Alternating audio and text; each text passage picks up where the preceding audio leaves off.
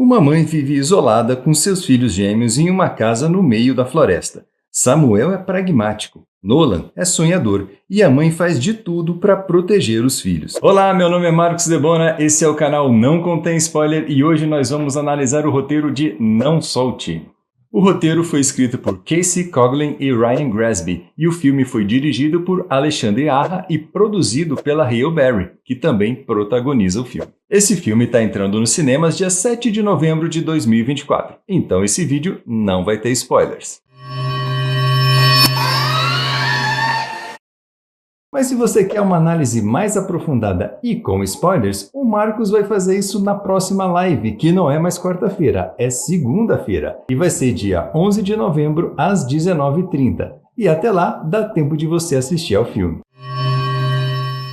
Como se trata de um filme que se passa num universo muito peculiar, em que os personagens estão numa situação que a gente não está acostumado, o primeiro ato precisa explicar onde nós estamos e como funciona aquele universo. Onde vivem? O que fazem? Do que se alimentam? Hoje no Não Contém Spoiler. Por isso temos várias cenas explicativas, cenas de ambientação. Um recurso que às vezes pode tornar o filme um pouco chato, com muito diálogo expositivo, mas não é o que acontece nesse caso. Os diálogos e as cenas em geral são bem orgânicos e, naturalmente, através da interação daquela mãe com seus dois filhos, a gente consegue entender bem como é a rotina daqueles três personagens. O filme começa nos ambientando em uma floresta e aparece uma casa. Corta para dentro da casa e vemos a Mama, personagem da Halle Berry. Mas o nome dela é Mama? Isso é bem interessante. Os dois únicos personagens que têm nome são o Samuel e o Nolan, os dois filhos gêmeos. E eles sempre chamam a mãe simplesmente de Mama. E por isso a gente não sabe qual é o verdadeiro nome da personagem. Isso serve para simbolizar que a maior preocupação da Mama é proteger os dois filhos.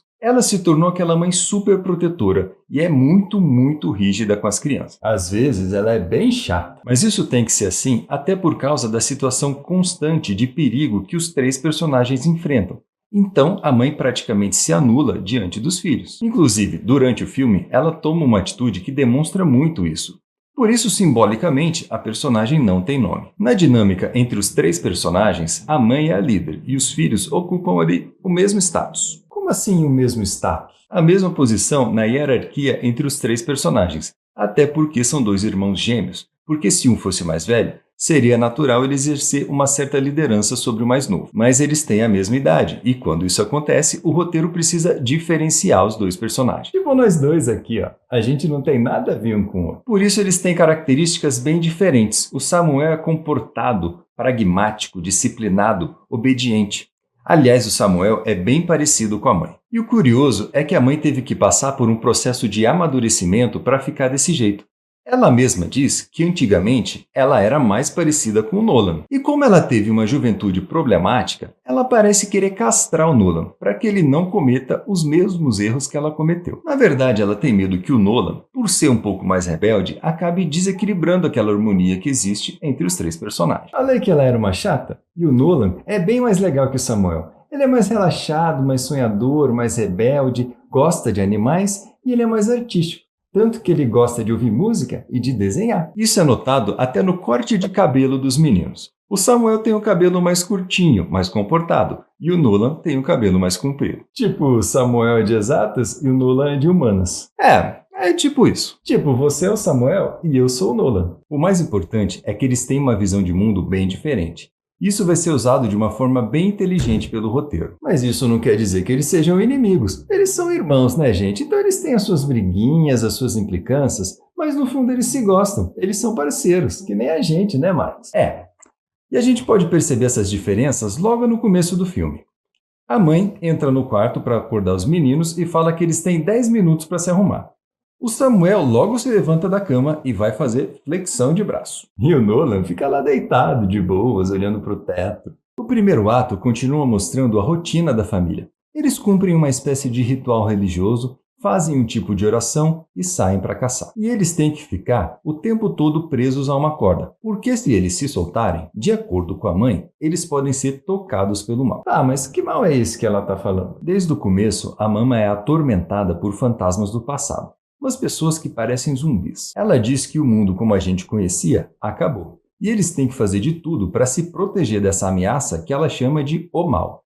E isso vai ser decisivo no desenrolar do filme. Eita porra! Aliás, os dois filhos nasceram naquela casa, então tudo que eles sabem foi ensinado pela mãe. É uma situação parecida com o filme O Quarto de Jack, em que um personagem tem o seu universo muito restrito.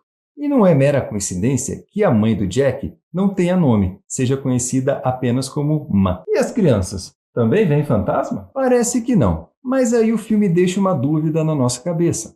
Logo no começo, o Nolan ouve o irmão dizer uma frase. Não fica claro se o Samuel falou aquilo mesmo ou se foi uma alucinação do Nolan. E mais pra frente a frase é repetida de uma forma bem significativa. Tá bom. E agora chegamos no...